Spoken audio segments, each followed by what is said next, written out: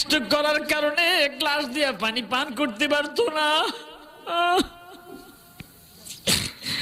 ছোট 7 আপের বোতলের মধ্যে পানি মায়ের মুখে দিলাম, মাগো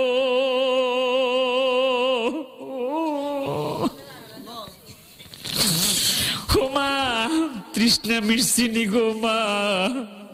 মায়ে কয় বাবা তোমার হাতে পানি পান করে আমার তৃষ্ণা মিটে গেছে।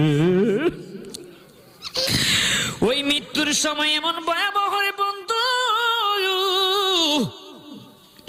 ওই মরণের কথা স্মরণ করে কাঁদেন মা বোনেরা গো।